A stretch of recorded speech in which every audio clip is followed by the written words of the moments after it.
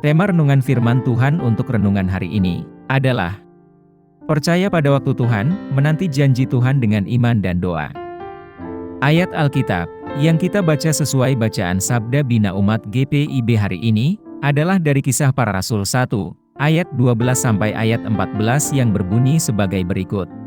Maka kembalilah rasul-rasul itu ke Yerusalem dari bukit yang disebut Bukit Zaitun, yang hanya seperjalanan sabat jauhnya dari Yerusalem. Setelah mereka masuk ke kota, naiklah mereka ke ruang atas, tempat mereka menumpang.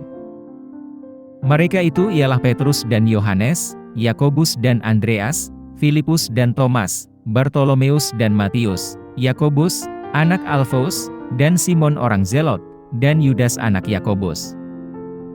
Mereka semua bertekun dengan sehati dalam doa bersama, dengan beberapa perempuan serta Maria, ibu Yesus, dan dengan saudara-saudara Yesus.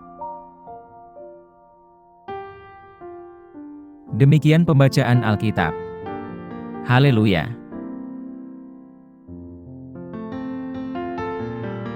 Saudara-saudari buah hati Allah, hari ini, kita akan merenungkan satu bagian dari Alkitab, yaitu dari Kisah Para Rasul 1, ayat 12 sampai ayat 14, yang menggambarkan periode segera setelah kenaikan Yesus ke surga. Pada saat itu, para murid kembali ke Yerusalem dari Bukit Zaitun, tempat mereka menyaksikan naiknya Tuhan Yesus ke surga. Konteks historis spesifik dari ayat-ayat ini adalah masa transisi antara kenaikan Yesus dan kedatangan Roh Kudus pada hari Pentakosta. Mengikuti instruksi Yesus, para murid berkumpul di ruang atas, kemungkinan besar di Yerusalem, tempat mereka rutin berdoa. Di antara mereka yang hadir adalah 11 rasul, termasuk Petrus, Yakobus, Yohanes, dan pengikut setia Yesus lainnya, yang berjumlah sekitar 120 orang. Masa penantian dan doa ini, merupakan masa persiapan yang krusial bagi para murid dalam menantikan penggenapan janji Tuhan Yesus untuk mengirimkan Roh Kudus.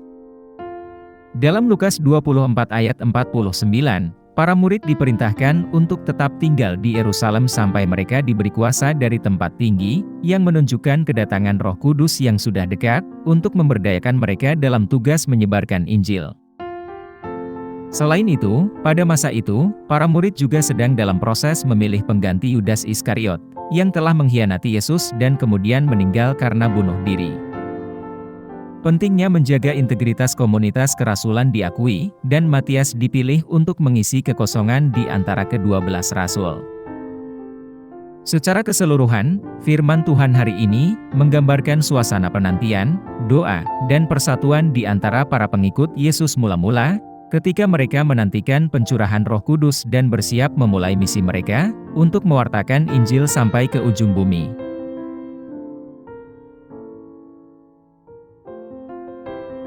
Apa pesan Tuhan untuk kita yang hidup di masa kini? Di tengah dunia yang sering menuntut hasil segera dan kepuasan instan, pesan Tuhan bagi kita sangatlah jelas.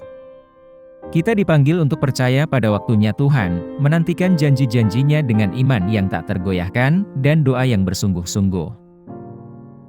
Dalam konteks kehidupan kita saat ini, yang ditandai dengan ketidakpastian, ketidaksabaran, dan kecemasan, kita diingatkan akan kebenaran abadi, bahwa waktu Tuhan adalah waktu yang tepat. Sama seperti para murid menantikan pencurahan Roh Kudus, demikian pula kita dipanggil untuk sabar menantikan janji Tuhan digenapi dalam hidup kita.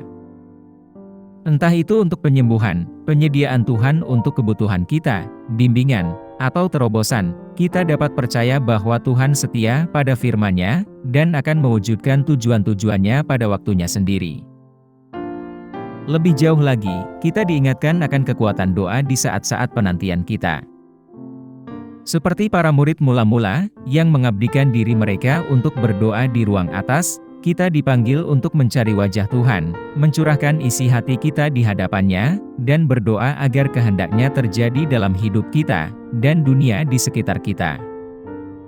Melalui doa, kita dapat menyelaraskan hati kita dengan tujuan Tuhan, menyerahkan keinginan kita dan percaya pada kebijaksanaan dan kedaulatan-Nya.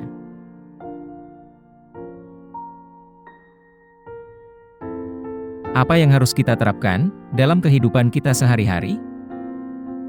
Setelah mendengar firman Tuhan, kita dipanggil untuk menyikapinya dengan iman dan ketaatan.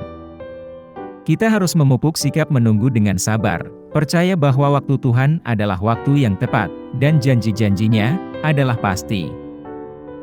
Hal ini mungkin berarti melepaskan keinginan kita untuk mengendalikan segala sesuatunya, menyerahkan jadwal dan agenda kita kepada Tuhan, dan menerima rencana Tuhan bagi hidup kita dengan hati yang terbuka dan semangat yang rela. Selain itu, kita harus berkomitmen pada gaya hidup doa yang bersungguh-sungguh, mencari wajah Tuhan setiap hari, dan berdoa agar kerajaan-Nya datang, dan kehendak-Nya terjadi dalam hidup kita, dan dunia di sekitar kita.